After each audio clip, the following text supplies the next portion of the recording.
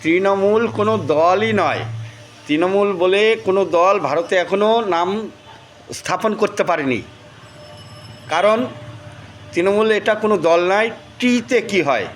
টিতে ট্রাক, সিতে কাঠ মানি, এমতে মানি, মানে যে দল মানি সংগ্রহ করতে পারে তার নামই তৃণমূল, টিএমসি। তাহলে টিএমসি দিয়ে ট্রাক, সিতে কাঠ, এমতে মানি, ট্রাক থেকে যে কাঠ মানি সংগ্রহ হয় ওইটাকেই টিএমসি বলে।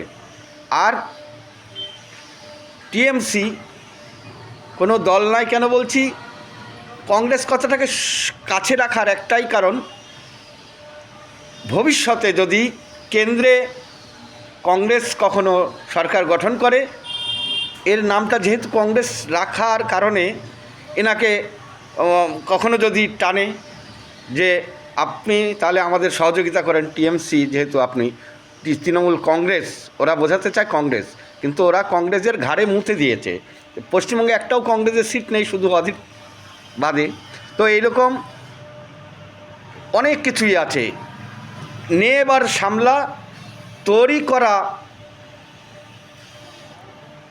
কোর্টে বিচার, হাইকোর্টে তোকেই করতে হবে, অথবা আবার সেই সুপ্রিম কোর্টে গিয়ে আবার কেস করতে হবে। এবার বোঝো ঠেলা। অভিষেক ব্যানার্জি এত তরপাচ্ছিল যে আমরা কোনো চুরি প্রমাণ হলে আমি নিজে নাক কেটে ফেলবো বা গলা কাটবো, এমন ধরনের কথা বলছিল না।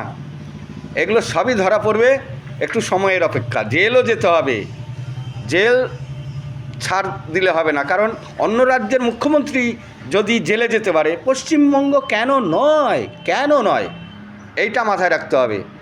অন্যায়কে প্রশ্রয় যে দেবে সে একজন অপরাধী। অন্যায় না করে যদি সে সৎপথে উপার্জন করে মানুষের জন্য, দুঃখী পরিবারের জন্য ভাবত, তাহলে তাকেই জনগণই বলতো ওনাকে একটু ছাড় দিলেই ভালো হয়।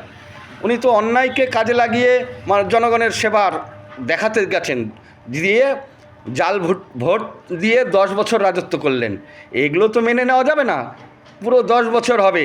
প্রথমবারে হয়তো যে করেই হোক সবাই সমর্থন ছিলেন, বিরোধী সিপিএমের বিরুদ্ধে যারা ছিল সব একত্রিত হয়ে মমতাদিকেই ভোট দেন 2011 সালে। সেই কারণে মমতাদি গদিটা সিংহাসন পান। কিন্তু ওই সময়ে কংগ্রেস সাথী ছিল, তারপরে বিজেপি সমর্থন করেছিল। এইসব কারণেই